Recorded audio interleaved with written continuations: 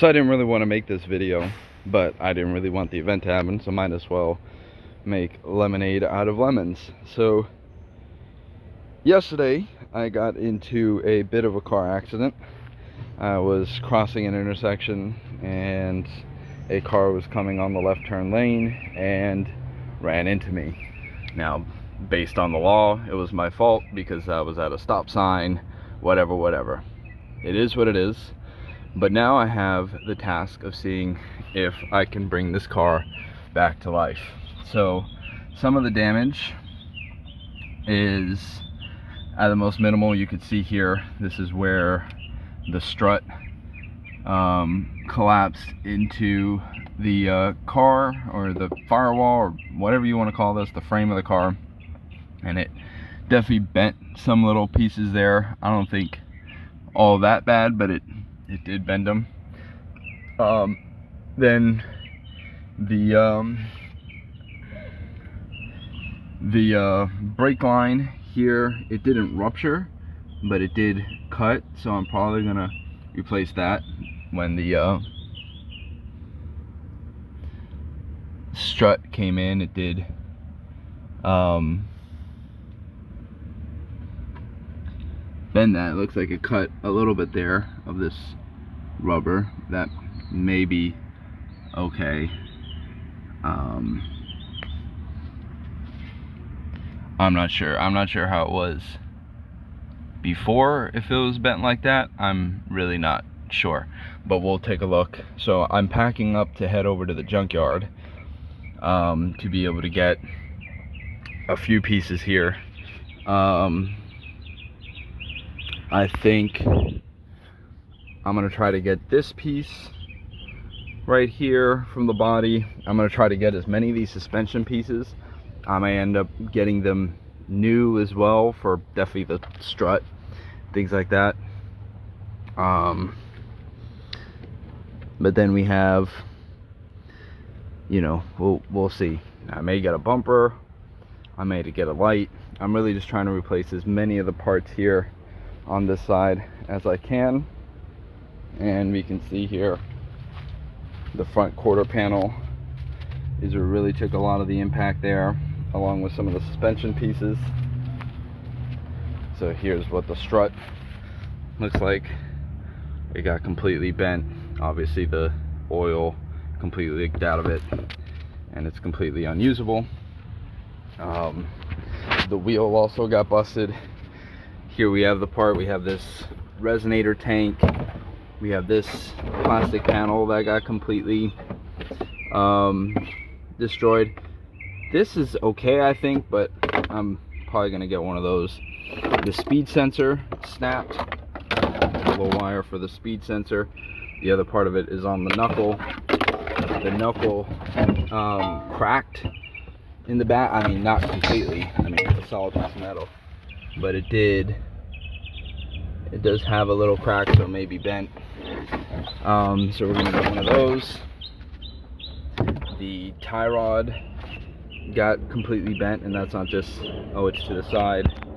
We can see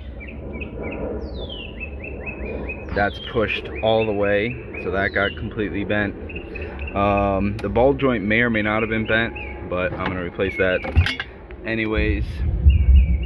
And it looks like it's going to rain real good outside, so it's going to be a fun day in the rain trying to collect these parts. I may have to go there a couple times, but I think it's salvageable. It doesn't take a lot of work, especially in these horrible conditions. But wish me luck, and hopefully I'll make a good video. So yesterday was about taking apart all of the old pieces, and today's gonna be about starting to collect as many of the new pieces that I can. I may get one of those, really as much of the stuff from this inner wheel well here that I can get, I'm going to try and get. So here's an update video.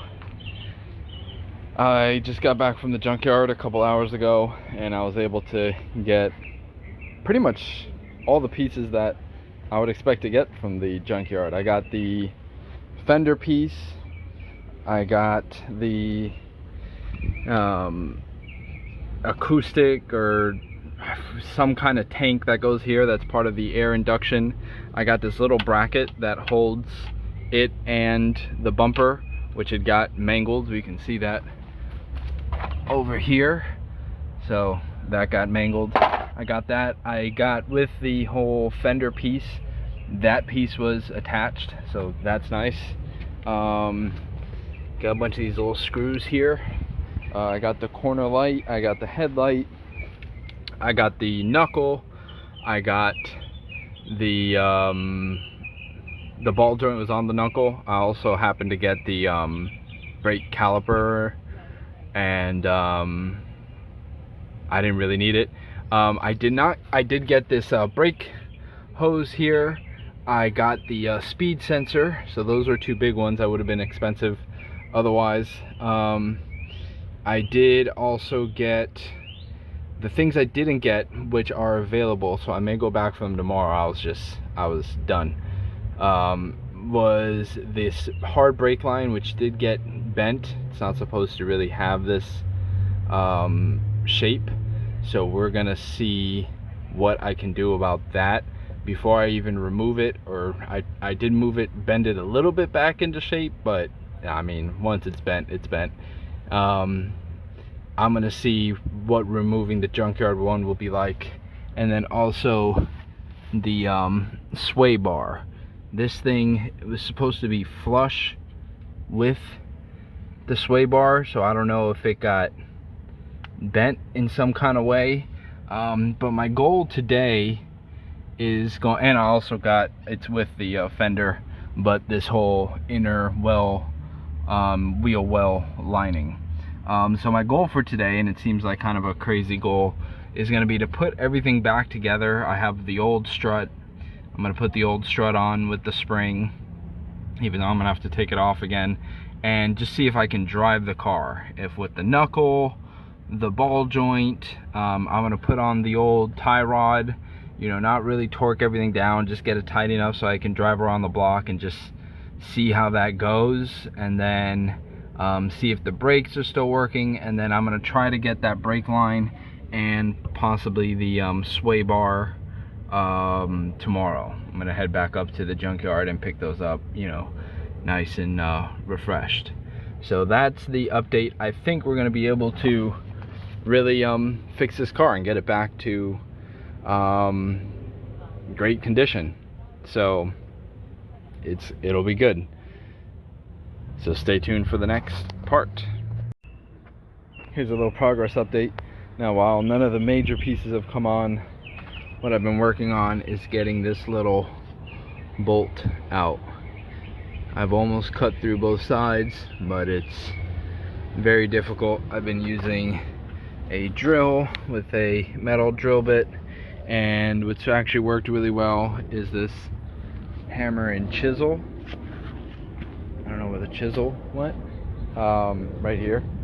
So this hammer and chisel have been doing pretty good. So hopefully rather soon I'm able to pull this bolt off. Alright, so we're making some pretty incredible progress. We're splitting it away from the bolt as we speak. I'm using these tools right here, these pliers, to get in there and really start. So just pulling and prying now, pulling and prying, but we're almost there. And we did it, folks. After a lot of turmoil and drilling, poking and prying, this thing came off. This would have been a lot easier with one of those bolt cutters, but I didn't have one of those available. But if you encounter this issue, there is hope. I mean, depending on how hard the bolt is. Fortunately, this was like a cheap aftermarket mount, so the metal is probably a lot softer than some of the OEM mounts which we have there, but it came off, folks. So now let's move on.